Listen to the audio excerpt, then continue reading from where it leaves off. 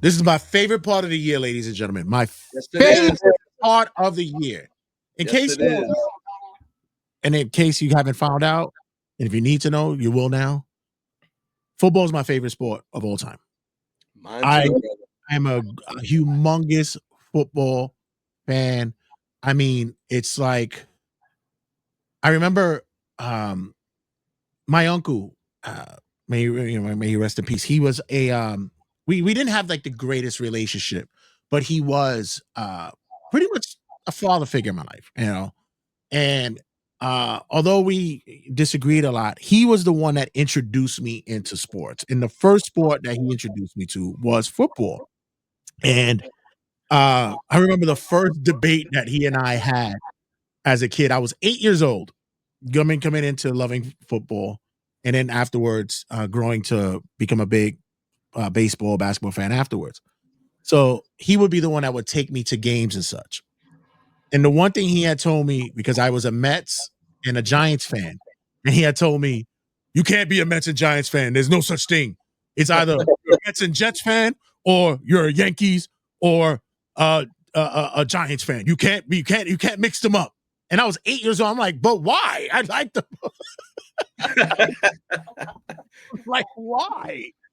So, yeah, that was my early recollection of being introduced to football. What was your early recollection of football? My earliest, I'm gonna tell you, I believe I was 5 years old, and I go a little bit further back than you. Just a little bit, just a tad. Yeah, I remember Super Bowl IV.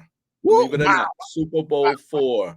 wow. The Minnesota Vikings and the Kansas City Chiefs. Purple people Um, eaters. from from that moment, I was a diehard Viking fan at that age. Really, really. Yeah, I remember sitting on my dad's lap watching Super Bowl IV when the Vikings lost the first of their 4 Super Bowls. Mm-hmm. I I was diehard ever since I was a kid. The Giants were always my second favorite team back then when I was a kid. Um, Vikings just kept losing up until 1976, where I switched them. I became a diehard Giant fan, and the rest is history. Because I couldn't take the Vikings losing. You know, Friends. they lost 4, and they were the favorite in all of them, and I just couldn't take it anymore. So I switched them.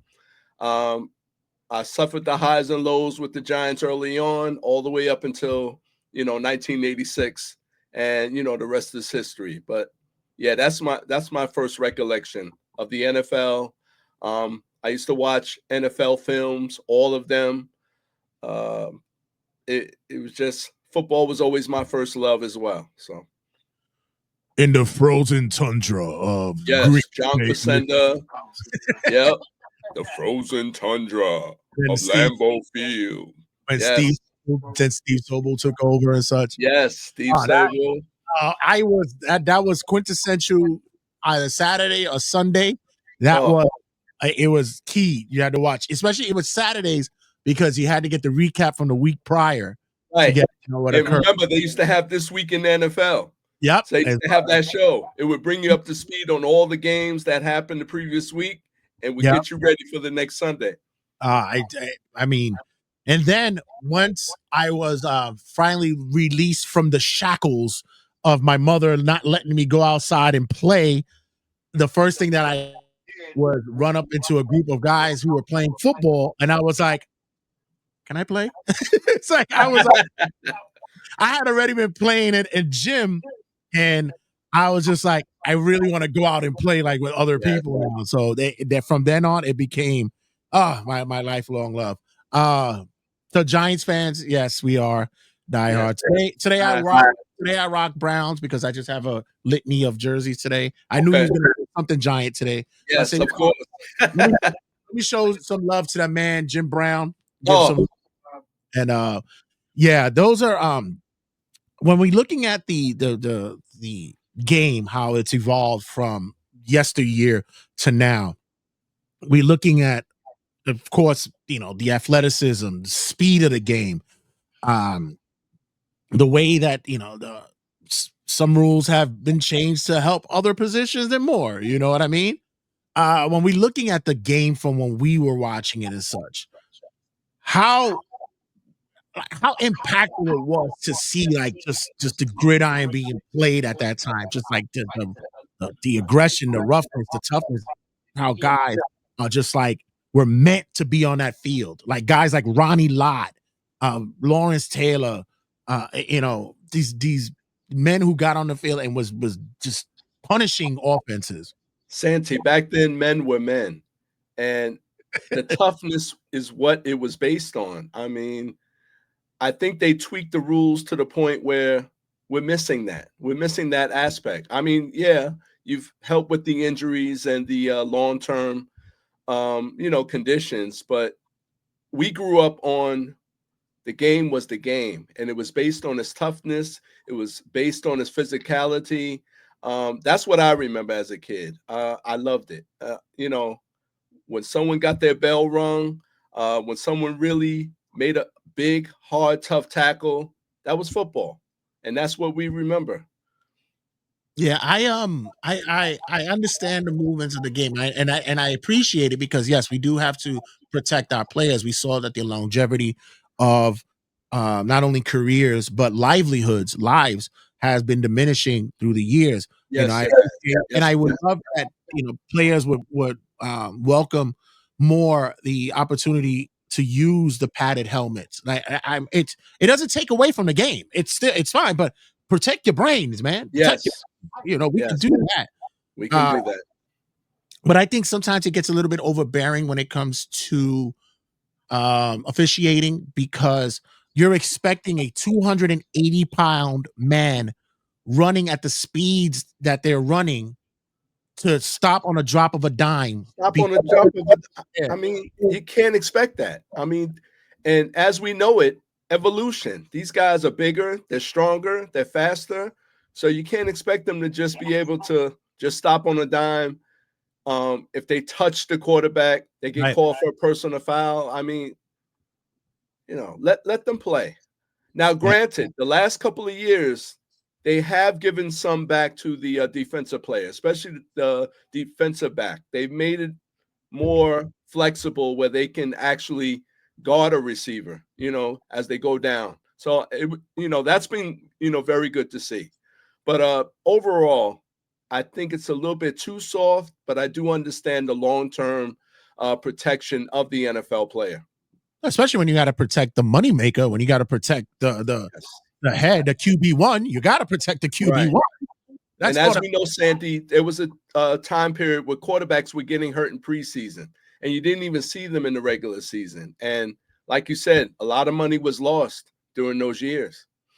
Yeah, and once you have that quintessential face of the league, it's for the most part is always going to be the quarterback. The Marinos, the Joe Montanas, and then you progress forward and you start seeing the Brett Favre's, the Steve Young's, and then progressively going into that more marketable faces, marketable looks of like the Tom Brady's and such, the Aaron Rodgers, who are these guys are cutting commercials and such.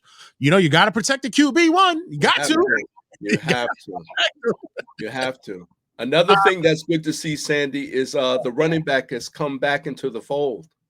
There was a time where it was just passing, passing, passing, and it took away from the running game element. But it's good to see that the running backs are appreciated again and they're being used the right way. That's football. You have to be able to run the football, especially during the cold weather, those cold weather months, those playoff months. So it's good to see the running back is back into the fold and being used properly. Favorite position of all time. That's mine. I've always been favored. Loved playing that position. Loved to be able to come from the back. Yes, Stop, get the yes, handoff, find a yes. gap. I was never the fastest person on the Right, field, but right. I had the ability to make moves. Yes, And I was agile to able to have a quick step. If I could break away from somebody, I might not break away for a 44, 45-yard run, but I'll be able to get at least 30 before yes. somebody catches me. Yeah, Uh, I used to play flanker, so that was like a hybrid between running back yeah, and receiver. So I like them both equally, but yeah. if I had to pick between the two, I'm like you. I'm a little bit more partial to the running back. That and my second favorite was tight end. I always loved Oh, the okay. position. I love that in the past few years, the tight end position has been growing to be one of the more important positions to play. We saw it with with Kansas City being able to access the tight end more often and frequently. Um, Yes. Lamar Lamar Jackson loves to dump to his TEs as well. He's very open to having them as first options. It's become more of a quintessential position that needs to be accessed more. But like you said, running backs have always been the key to now with you know teams utilizing dual backs. Yes. It takes a lot of pressure off that HB1 where you Right. can hit that back that could pound for that 3rd and 2 short run to get you something. Long gone are the days of where just Jerome Bettis has to run 40 45 carries, and such where you can minimize that and bounce it off. But yeah, the HB back. The one thing that I said is a lost art in football is the fullback. The fullback is not much utilized as it used to be prior to. I miss guys like Mike Allstott who used to be like that kind of. Like Scott. Yeah. You're in good hands with Scott. Yes, I remember. What was the other one? Was it Tom Rathman from Rathman? Those are quintessential running backs back then. The fullbacks that plugged opened up holes, was able to bash through a hole to get you that red zone score. Like that position is just it's far. Remember our Giants had Maurice Carthon. Maurice Carthon as well. Very reliable. Right. Mm-hmm. Yeah, those are positions that we tend to move away from. But speaking of positions, fantasy football is here as well. Yes. And when we looking at that's the big money maker. Everybody knows that. That's the big thing. But it's also fun and recreational when you're able to have it with just your group of guys. I really enjoy it. Yes, every year. What's your method? What do you look for first? Okay, so I'm gonna say like year to year it moves for me because of the need, and plus the talent that's happening. I'm thinking this year as probably similar to the past 2 years, maybe 3. The running back position has been running back very valuable. Yes, I want to look at I want to look at fantasy football picks in which can be quintessential to drafting because for years I've always been that guy that I gotta get an A+ in my draft. I gotta get it. And then I realized that every time I do it, it doesn't matter. It just doesn't matter. No, it doesn't. I still end up like 6. It just doesn't matter. No one knows. No one knows until the games. I mean, you could always pick someone on paper who you think is going to be a sure shot, point getter, but no one knows until those first few games. Right. So, just a quick overview. I'm gonna just share this page, share this here, so that you get a bird's eye view, just like I do, of what the rankings are so far. And I found it interesting that, like we mentioned, the RB position is very in high demand.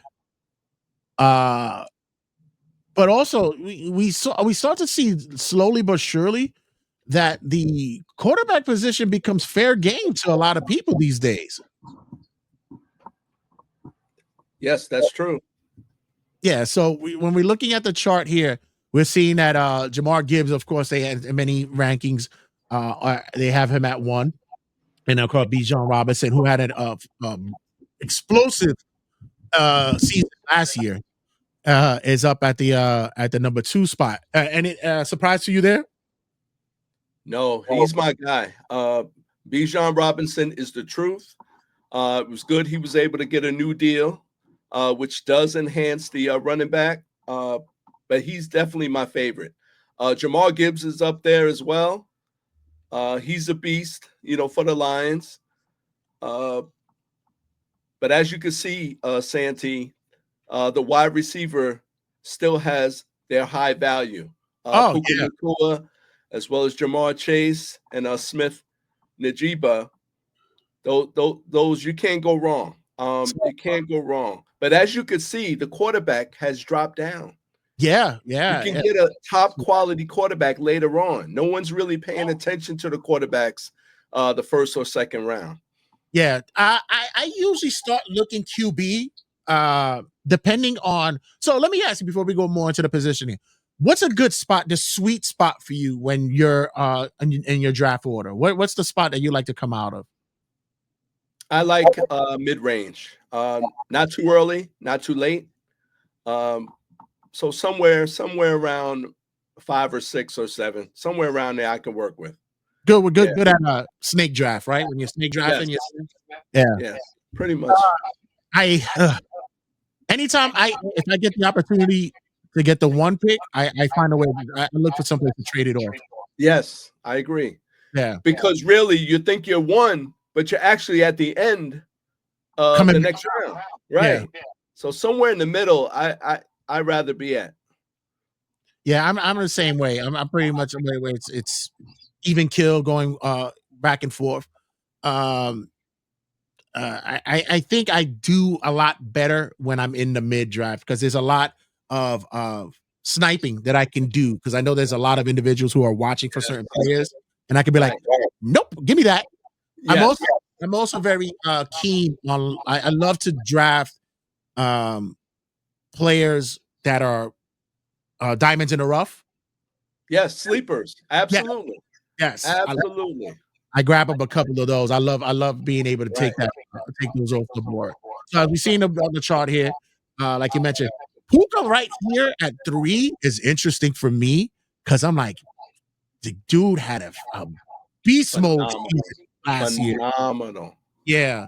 So that could be an interesting look for me when I'm looking for first round. But depending on positioning wise, I know he'll probably be off the board for me. But coming down, there are some interesting picks, like where we would see that we were like, here we have Cook at 6, McCaffrey at 7, Taylor at 8, and yes, Santy, look at the value. Look at the value of the running back. I mean, it's incredible. Mm-hmm. Yes. Yeah. Now, if you ask me, I think some of these running backs are a little high, but it just shows you the dire need of the running back. Yeah. Got to get that, especially when you're able to get someone that's a double threat. When you can get somebody, you have to at least get that.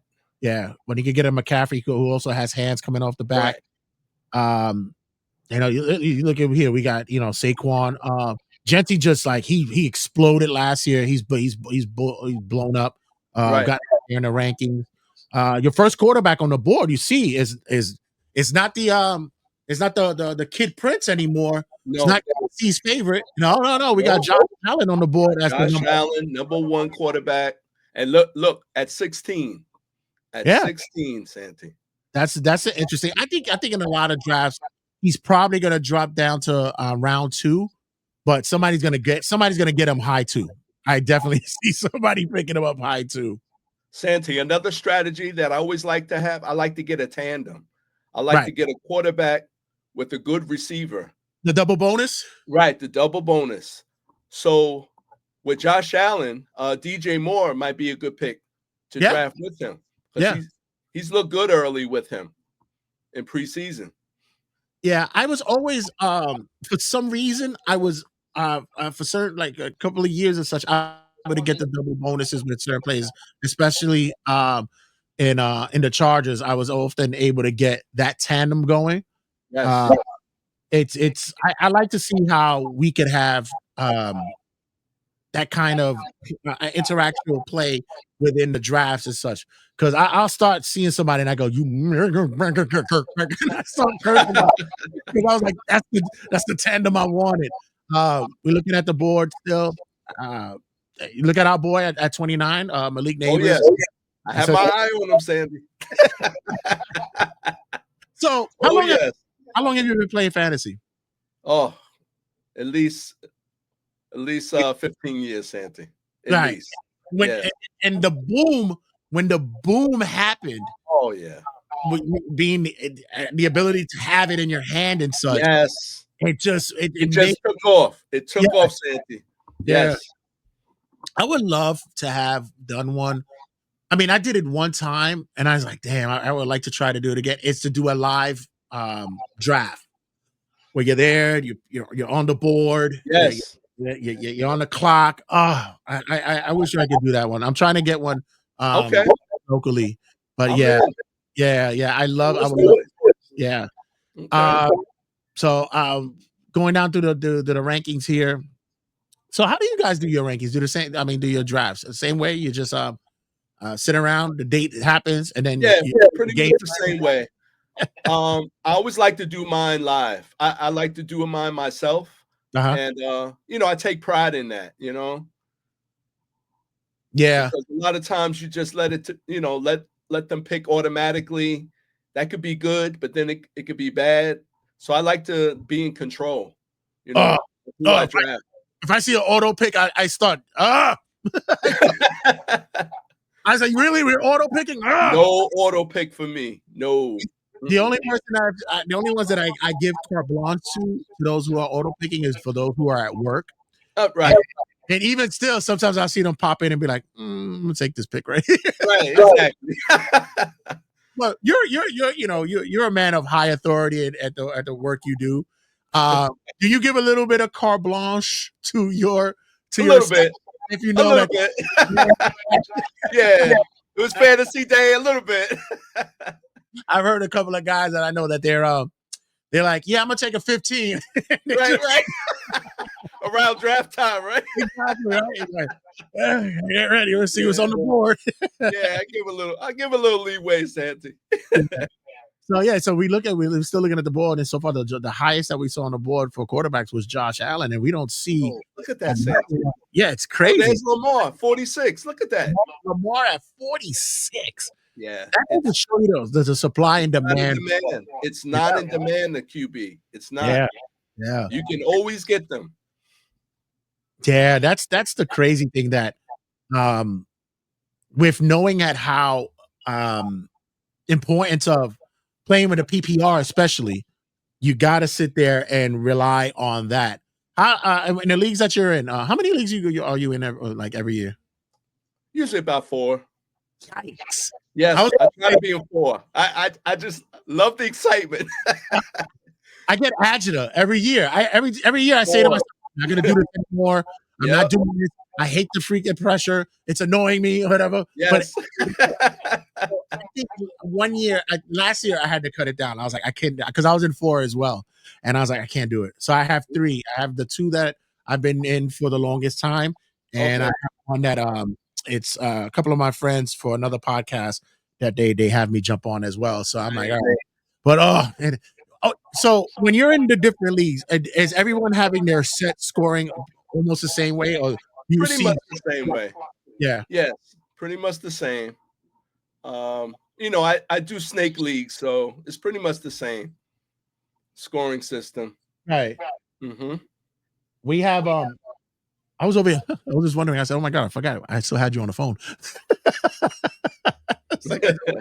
I was like, "Why do I hear you on my phone?" I'm like, "Oh, shit, it's still on the phone." So yeah, I get some leagues. I look at them because I run the two leagues on my own, and some of the, I mean, for the most part, their scoring is pretty much level. Then I go to other leagues and I go, "Oh, what is this?" Like, what? And then they remove certain slots where there's no kicker. It's like 3 flexes, and I'm like, what are we doing? Did he freeze? So what's your thoughts about like people who alternate different positions in the fantasy football slots? Like they remove the kicker and put 3 flex positions and stuff. Well, I think it depends on your competition. Certain people, the way they draft, they'll call for you to do that. If people draft kind of conservative, then you can have every position. But sometimes you have to do what you have to do. Another position, if you notice, that you don't see until later on is the defense. Right. There are no dominant defenses this year, so Right. they dropped very, very low.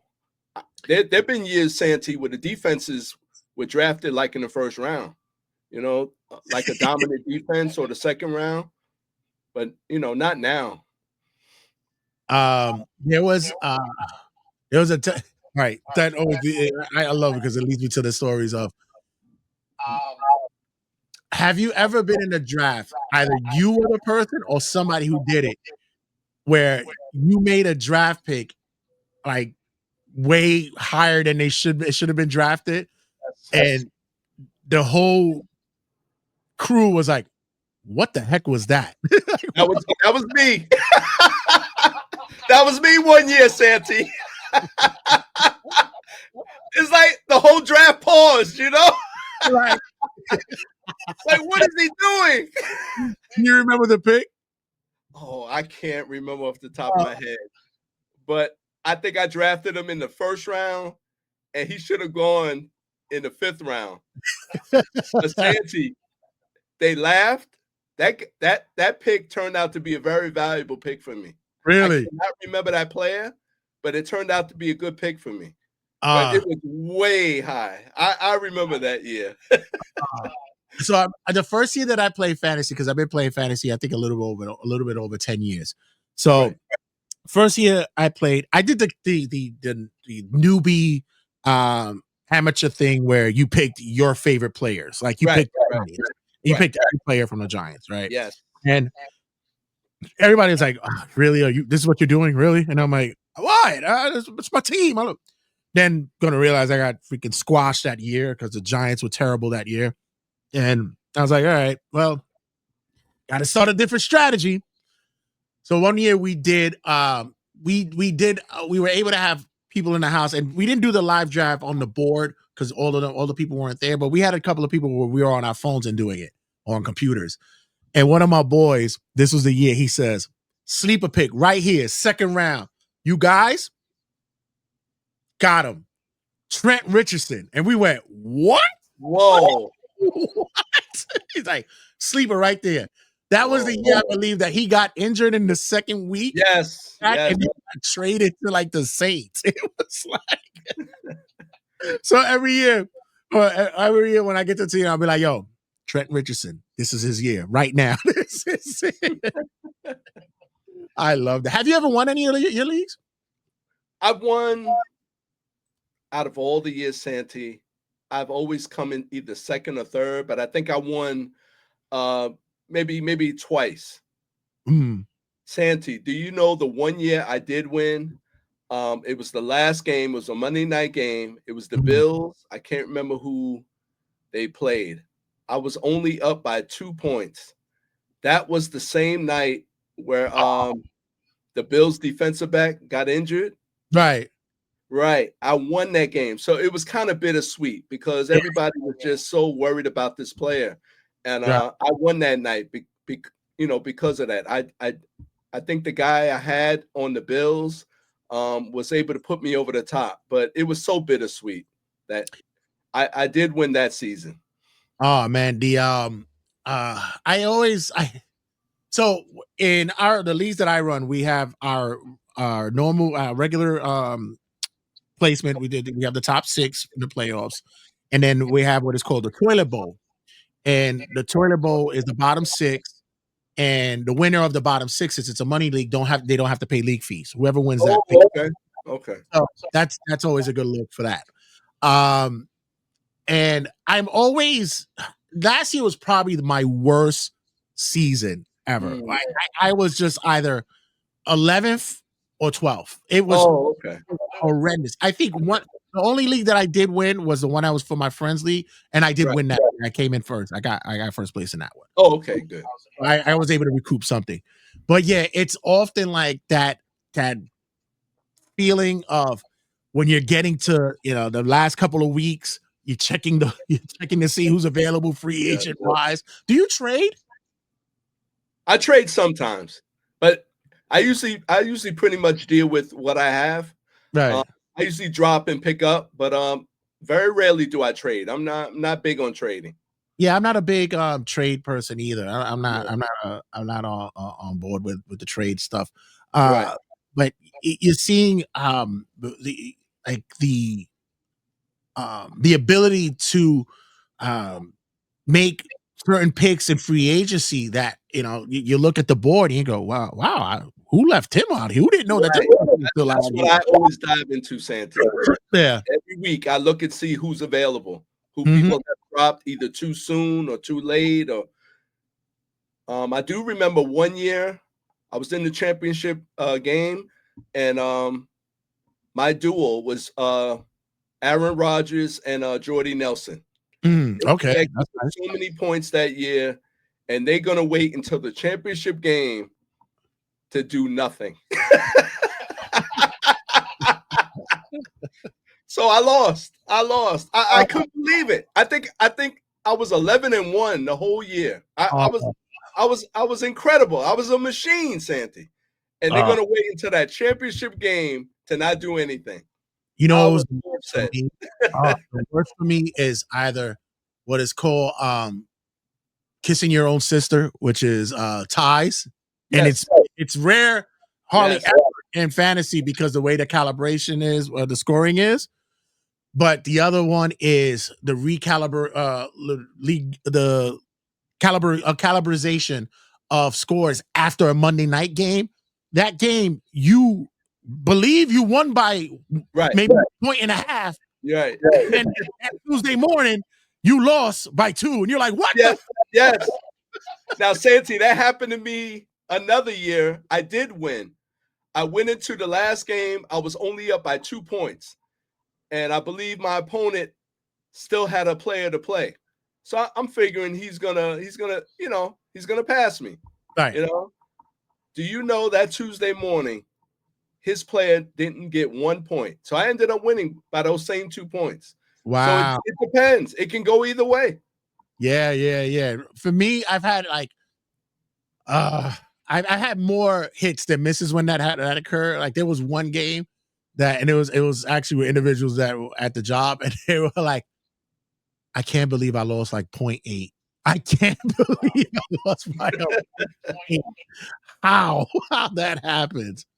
So I'm going back on the board here, Okay. and after Lamar, we see that uh, pretty stoked. We have the uh, last year's Super Bowl contender Drake May is high up Yeah, on the board. Is that a good yeah. look? You think that's appropriate for him there? I believe so. Mm. He still, to me, he still has something to prove. So I think he's in a good spot there. Good. Um, He's got. It looks like they got a bye week 11, so you could get a lot out of him for the first few yeah, weeks. you can get a lot. Yeah. Next up on the bowl, we got Joe Burrow. Everybody loves Joe, but Joe just can't stay healthy. Can't stay healthy. He can't, Yeah, and that's why he's so low, Santy. yeah, talented, Because you talented. draft him, he gets hurt. What is he gonna do for you, right? Yeah. Our boy, look at our boy Scatterboo coming back. Is he? Is I he? had him last year. Is I had him as a sleeper. I had him last year. really? Oh, Yeah, okay. until he got hurt. Hey, goal line. Look how many times he scored. You Yeah, know, yeah. until he got hurt. Red That zone, was a good definitely. pick for me until the injury. Yeah. Um, is he gonna be ready? By what? It can't be the start of the season, right? No. I think Harbaugh's going to keep him out maybe a couple of games. Okay. Maybe week 3, maybe. Okay. Yeah, Yeah. that's a good look. Yeah. So Now, that's a nice. There's certain drafters who are like past this by knowing the injury, so he could drop nicely into a certain round that we could pick him up. Santy, DJ Moore is a sleeper. Watch. Uh, the, I the, don't know how and why the Bears let him get away because yeah, he had chemistry with Caleb. yeah, he did as And well. I like him though, but he's a sleeper. Yeah. Um, Interesting. You got three Jaguars back to back in this round. Uh, Yes, Interesting. And got another one up there. Herbert is just this guy. I draft him, I think, almost every year, I know. and he'll get you the points. Yes, he will. But You just playoff time, can't yeah, win. Yeah, Just playoff something time. happens to him. I don't know. I like him too, but something always goes wrong with him. Yeah. There always seems to be like he's garbage time. He'll get you yards. Yes. He's not injury prone. He's No. in almost every game. Crunch time, no. Something goes wrong. I think with Harbaugh there, I think this can be a turnaround for them. I know Right. they was year one. He was there. He had the first year there. I think year two now. This is it for him with me. This is it this year. Yes. Yeah, it could be. Yeah, this could be the one that said, "I'm not drafting him no more." Right. That's you just mentioned Caleb Williams. He's at 76. Oh, yeah. He's on the rise. Listen, I actually thought he would be higher, but he's a good he would be a good pick. I think. Well, you got two of them back to back. You got Purdy and Williams. Purdy has been showing improvement, especially, and these are good because these are mobile quarterbacks. They like to move out of the pocket as well. And Caleb has shown, that from years past, the maturity is setting in. Yes, it is. Sit down. And I like his coach, Sandy. I think he has a really good coach. It's a player coach. I like him. Mm-hmm. Really, at 76, Kyler Murray. Wow, interesting. Another sleeper. Watch out for the Vikings, Santy. Watch out. I forgot. Deep down. That's my number 2. Our guy, Jason Dart, at 87. Good position for him. Stay healthy, Santy. Has to stay healthy. Yeah. I hope he's learned his lesson to just slide. Or at least have them learn. They need to take him to baseball camp and just show him how to slide. I heard in training camp one day he slid. The whole defense gave him a standing ovation because he slid. We got Bo Nix at 94. Is he going to be back in time? Yes, he'll be back. Okay. I heard he'll be back. One guy that I know in particular that one of my boys, shout out to my boy Frazier. Who knows Kyle Pitts very, very well. Yes. Finally, Kyle Pitts is going to start getting some love. Finally. The ball. Oh, what talent, Santy. Unfortunately, Tua is his quarterback.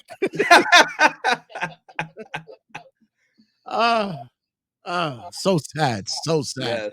Atlanta is they're just dying to get goofed on every year. That's one of my sleeper teams. I like the Falcons. Every year they come up short. And every year they're just dying to get goofed on. They do. Yes, they do. Finally, before we start closing it out a bit, we got Patrick Mahomes. Hey, Patrick, you're down this low?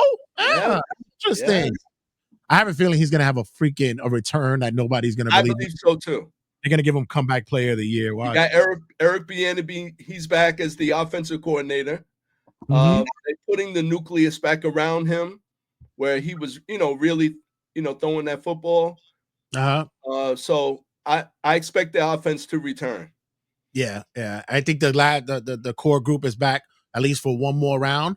Yes. And then of course you see right behind him Xavier Worthy. And I'm so happy to see this here at 98. My little guy, my little nephew, Blake Corum. Love Blake Corum. Is my guy.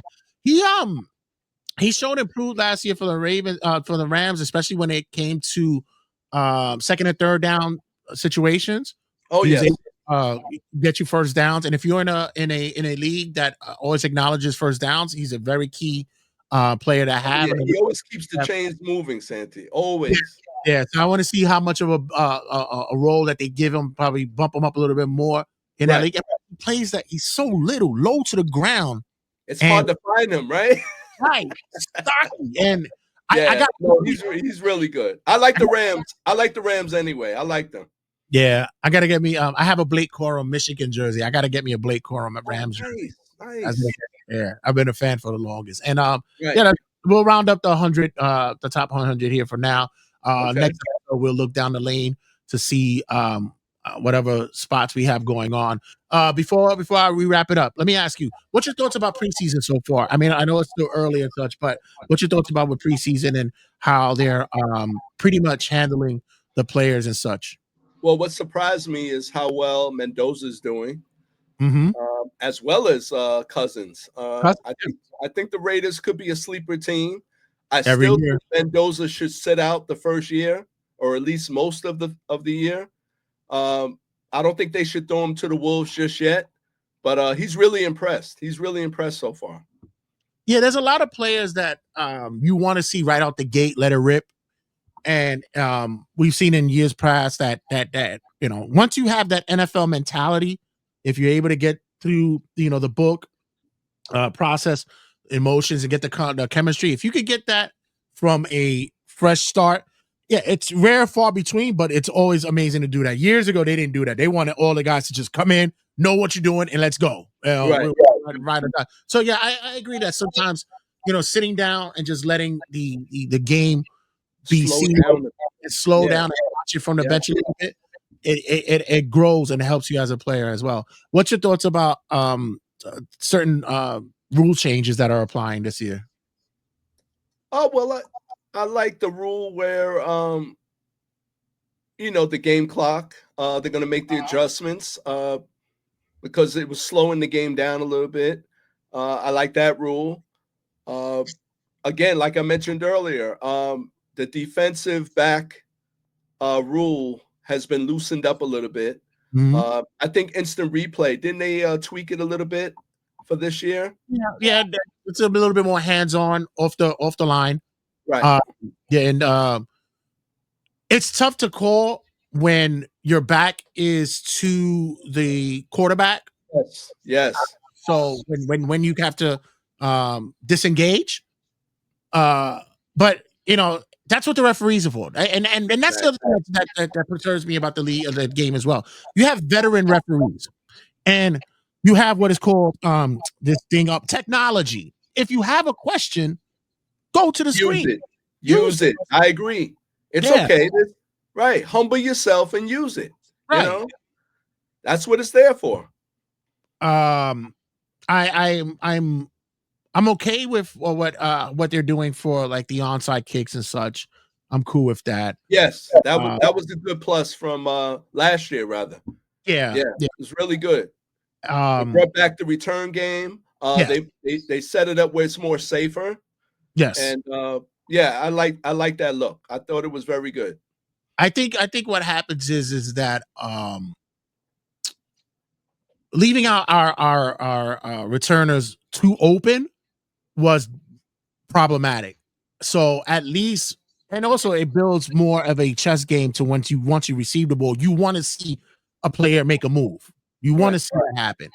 But if you're fast enough to get down there, you can't be mad at them. You can't be mad at the. You can't. You cannot. Yeah. One thing I noticed this year, and look out for it, the quarterback is going to be behind center a lot more. That protects the quarterback a little bit more. Plus, it also opens up for play action. Right. Where they can, fake the ball to the running back, kind of, create a deceptive aspect for the defense. So look for that more. I know with Jackson Dart, they've been having him behind center a lot more because when you're in shotgun, you're gonna pass. Right. And it's like you're a sitting duck for these defenses because they're so big and they're so fast. You have to deceive them some kind of way. Yeah, it's I've always felt that underneath is always the more suitable way to play the game for a quarterback. Yes. Because it like you said, opens up the possibility for other plays, but also when you're in that pocket, although everybody seems that it's dangerous, but it's more safe. Yes, it is. Yes, it is. Because now it eliminates the edge rusher. Now that's pretty much going to be. You're gonna start seeing them going inside a little bit more. Now you're not gonna be able to. You're gonna see them go inside a little bit more, and you're already in that pocket when you snap the ball from behind the line. Yeah. But once again, we talked about, like you said, the return of the running game and such as great is going to be on there as well. I think they should give a little bit more levity to the offensive lines because pretty much honestly, like the old saying goes, you could call holding on every freaking play if you wanted to. You sure can. Yeah, so I think they should give the offensive line a little bit more levity than usual. I agree. Yeah, and anything else demographically right now, like I said, with the special teams, the onsides, and all that stuff, I think they're progressing. They're finally going the way that they need to go, and I'm looking forward to seeing how the season. Good product now. I really do. Once again, everything I say is just officiating. Come on, guys. Yes. Officiating. Get it, you get, don't be afraid to use the extra eyes that's around on Not sure. Use your technology. It's right there. It's okay. But once again, Uncle Dave, thanks for checking in. Oh, Thank my you, Santy. God. The season is here. Let's get it. Finally here. You and I are going to be kicking in and doing a lot more episodes, seeing as though that football is here. Absolutely, brother. We're going to be also discussing down the line closing of baseball season, what's going to happen, what's happening now, especially the upcoming strike that's going to occur. And I believe all the fans are like, "Yay, let it happen. Who cares?" And the hatred of the Dodgers. We'll talk about that soon enough. Yes, we will. And also, like I said, more football, and we'll chopping it up. What it can get you at, Uncle Dave, and what's going on? Oh, you can get me at david.samson64 at yahoo.com, yo. Drop him a question, get his insight, gets his put something out there, and also listen. Make sure that you write to him so he can have something to come on the show with and say, "Hey, such and such from Newburgh, Connecticut wants to know." we can have that correspondence. So, guys, as always, don't go anywhere. Stick around. Much to talk about, and see you guys. All right. Love, peace, and joy, y'all. Thank you. All right.